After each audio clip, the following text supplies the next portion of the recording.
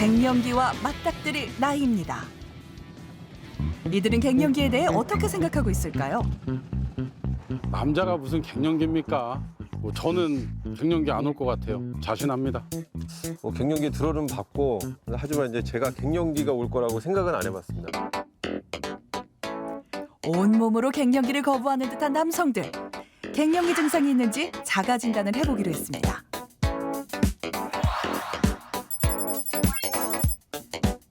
열 개 항목 중에 1번이나 7번 문항에 해당하거나 나머지 문항 중 3개 이상 체크한 경우 남성 갱년기를 의심해 볼 수 있습니다.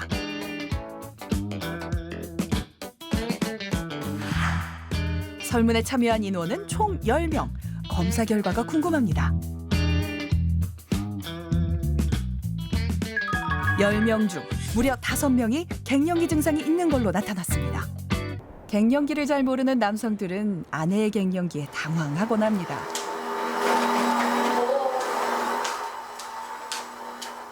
갱년기 발열 증상이 있는 아내 때문에 매일이 살얼음판.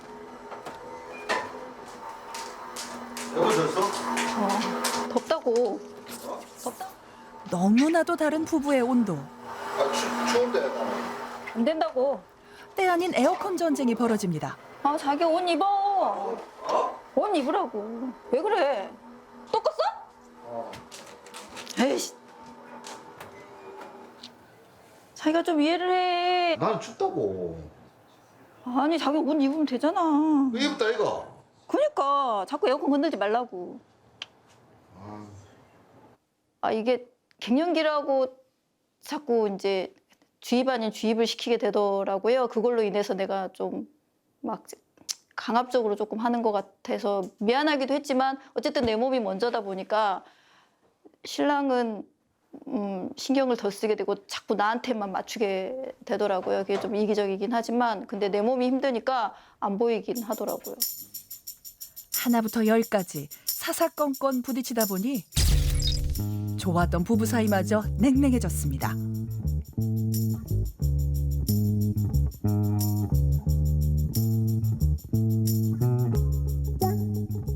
자꾸 다른 부분이 이제 충돌이 일어나니까 아무래도 불편하죠. 좀 내가 좀 쉬고 싶을 때 좀 편하게 좀 쉬고 놔두면 되는데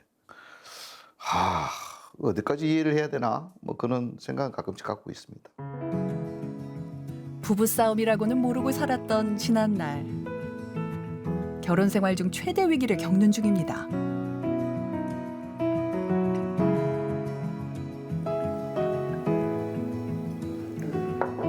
한 잔 술로 마음을 달래보는데요. 아내만큼은 아니지만 사실 재필 씨도 자신이 예전과는 많이 달라진 걸 느끼고 있다고 합니다. 제일 크게 느끼는 부분이 이제 감정적인 부분이겠죠. 이렇게 눈물 흘리는 감정들 그런 것들이 좀 제일 많이 부쩍 늘었다고 봐야 돼요. 그러니까 젊었을 땐 눈물 참았잖아요. 그러니까 감정적으로 충분히 컨트롤이 됐는데 지금은 그 감정이 이제 컨트롤이 잘 안 되다 보니까 욱하는 경우도 많아지고 눈물 흘리는 경우도 많아지고 변화가 생기니까 이거 갱년기라고 조금 연관이 되나? 언젠가부터 새벽잠을 설치기 시작했습니다. 배뇨 기능에 문제가 생겼던 건데요. 밤에 깨다 보니 불면증까지 왔습니다. 갑작스런 몸의 변화에 우울감도 커졌다는데요. 신랑이 조금 변하기는 했었어요. 남성한테도 갱년기가 있다라고 얘기가 있더라고요. 근데 그게 제가 위주다 보니 남성의 갱년기는 별게 아닌 것 같은 거예요. 제게 너무 크다 보니까. 재필 씨는 정말 갱년기에 접어든 걸까요?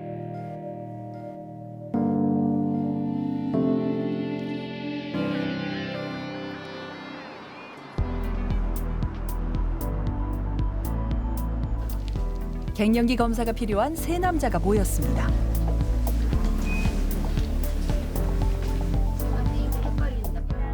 엄재필 씨, 그리고 바이크 마니아 김홍섭 씨와 강홍구 씨입니다.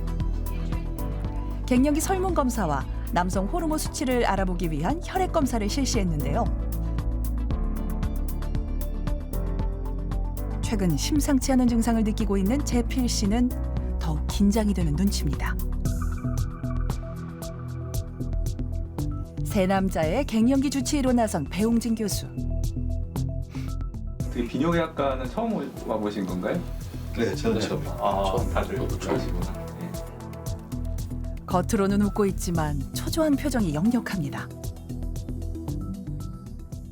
남성 호르몬 테스토스테론이라는 걸 체크를 했는데 이게 되게 이제 3.0 나노그램 퍼 밀리리터 이하가 되면 우리가 이제 남성 호르몬 수치가 좀 낮다고 말씀을 드리거든요. 세 분 중에 한 2분 정도는 갱년기 증상에 해당된다고 보시는 게 맞을 것 같습니다.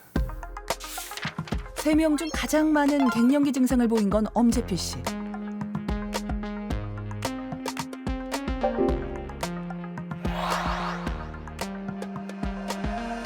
엄재필 씨는 황체 호르몬으로 불리는 LH 호르몬까지 결핍된 상태였습니다. 이 결과는 과연 무엇을 의미하는 걸까요? 뇌하수체에서 분비되는 LH 호르몬은 고환을 자극해 테스토스테론의 분비를 돕는 역할을 합니다.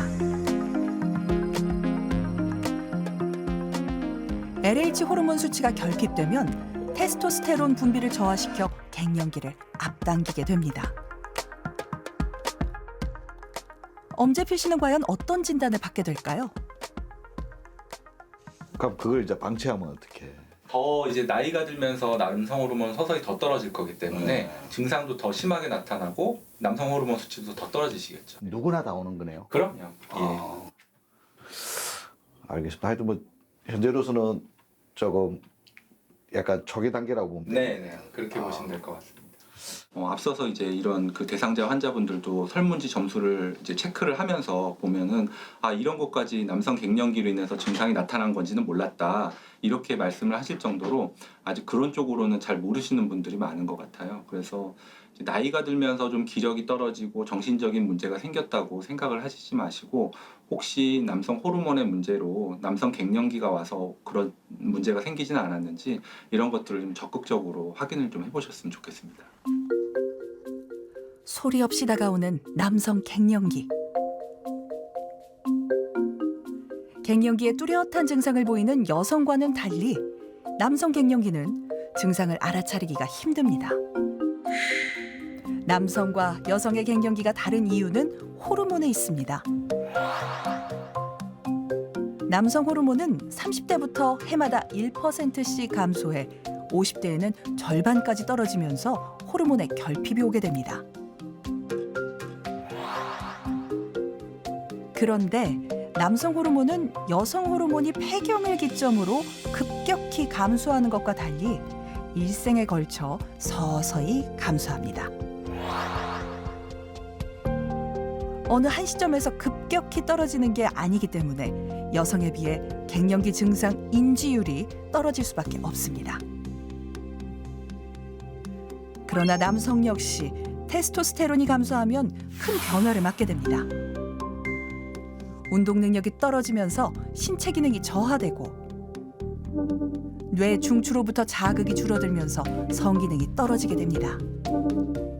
또한 신경계통이 약해져 피로감과 우울감, 감정 기복 등 정서적인 변화를 겪게 됩니다.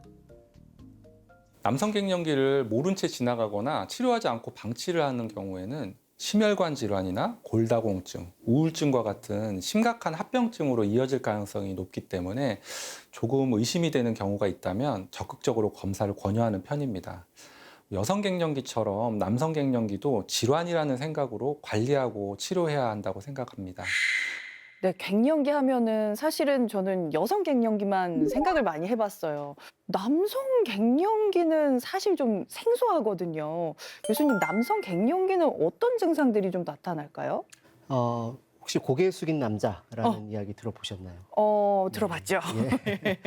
이제 아마 중년 남성들이 어떤 성기능에 어떤 문제가 생긴 걸 이제 비유적으로 일컫는 말인데, 남성 갱년기에서 성욕 저하라든지 발기력 감퇴 이런 이제 성기능의 어떤 이상, 이게 굉장히 이제 가장 큰 신호이거든요. 그러면 보통 남성분들은 어떨 때 좀 검사를 하러 가면 좋을까요? 증상이 의심이 되면 음. 다 오셔서 검사를 해봐야 되는데 근데 막상 이제 오시게 돼서 검사를 하다 보면은 정말 소극적으로 이제 하시는 경우들이 상당히 많습니다. 그럴 것 같아요. 이제 흔하게 하는 검사들 중에 이제 설문지 검사를 통해서 환자분의 증상을 이제 여쭤보게 되는데 특히 성욕이나 성기능 관련 증상 점수들 이런 것들에 대해서는 절대로 본인이 증상이 있다고 또 말씀을 안 하세요. 아니, 그러면은 여자들은 사실 이 갱년기 하면은 바로 알아차리게 되잖아요. 금방 알아차리기 쉬운데 남자들은 좀 특별히 뭐 전조 증상 같은 건 없을까요?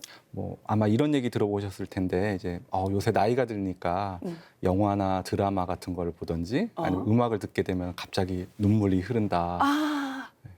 맞아요. 네. 저희 아버지가 좀 나이가 드실 때 네. 그러셨거든요. 맞습니다. 나이 드신 분들이 특히 이제 적지 않게 그런 증상을 겪게 되시는데요. 이게 일반 그 남성 갱년기가 나타나게 되면 남성 호르몬이 떨어지면서 이런 것들이 어떤 정신적인 스트레스나 만성적인 우울증을 가져오게 되는 게 우리 뇌에서 이제 신경 전달 물질이 있는데 그걸 이제 불균형을 가져오기 때문에 그런 게 나타날 수가 있죠. 그래서 이런 증상들이 좀 여성 갱년기에 비하면 조금 약하게 나타날지 몰라도 서서히 나타나기 때문에 오히려 남성에서는 인생 전반적으로 관리가 좀 필요하다는 얘기를 하는 게 그래서 그런 얘기가 나오는 그러네요. 거죠. 이게 정점 이후에는 전반적으로 호르몬 관리가 필요하겠네요. 네. 남성들도요. 네, 맞습니다. 아니 그러면은 교수님 이게 남성 갱년기 치료 같은 경우에는 뭐 남성 호르몬 뭐 치료를 받는 건가요? 네. 어떻게 하는 거예요? 여성에서도 이제 여성 증상 완화를 위해서 갱년기 증상 완화를 위해서 이제 호르몬 치료를 하는 것처럼 예. 남성에서도 갱년기 남성에게 이제 호르몬 보충을 하는 건데요. 이게 갱년기 자체가 뭐 발기력이 떨어지거나 성욕이 떨어지고 심지어 불감증까지 나타나는 경우가 있기 때문에 이럴 때 이제 치료를 하게 되는 거죠. 그렇지 않으면 이제 이게 정서적인 스트레스까지 받게 되면서 이제 남성의 자존감에도 큰 영향을 미치게 되고 부부관계에서도 또 문제가 나타날 수가 있으니까요. 네.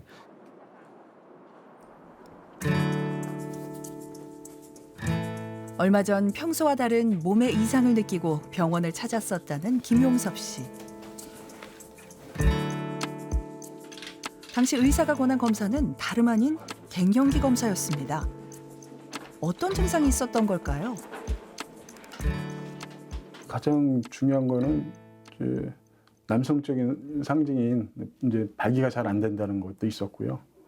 예, 그다음에 뭐 새벽에 자주 화장실을 가는 경우도 있고 그런 경우가 좀 빈도가 높아진 것 같았습니다.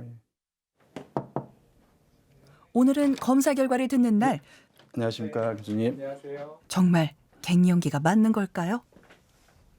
보통 이렇게 남성 갱년기가 있다고 하면 뭐 증상을 동반을 하면서 남성 호르몬인 테스토스테론이 기준치보다 낮아져 있는지 이런 걸 좀 확인을 해봐야 되는데 기준치가 3.5 나노그램 퍼 밀리리터 미만일 경우에 남성 갱년기가 있을 거라고 의심을 하게 되고요.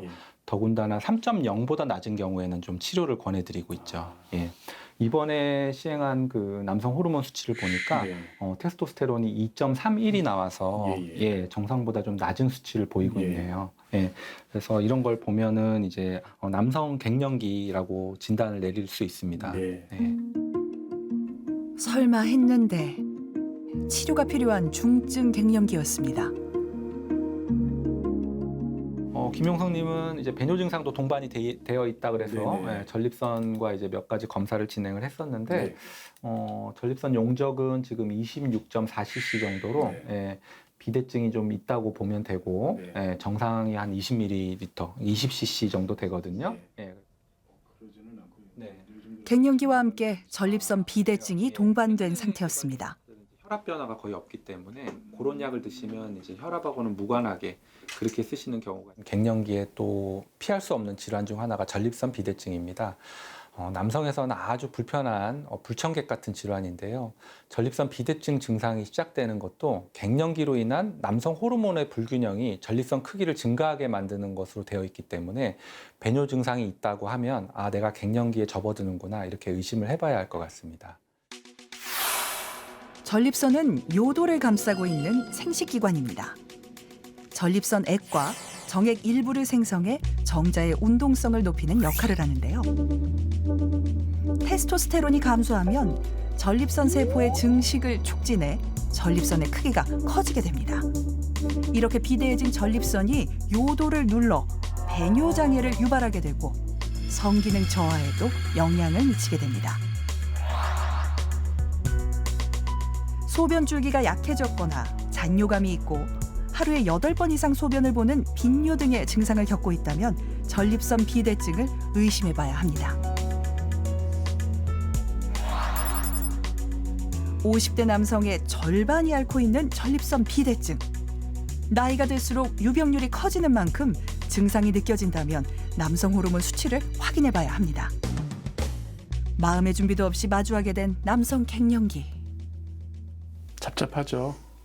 이제 저도 이제 노화의 길에 접어들었구나. 그게 바로 벌써 이제 몸에서 반응이 오는구나 하는 생각이 들고, 야, 갱년기는 여자만 걸리는 거 아니냐 그렇게 얘기를 했었는데 이제 막상 와서 남성 갱년기가 있다고 하니 조금 의아하기도 하고 또 받아들여야 되나 하는 생각이 듭니다. 예.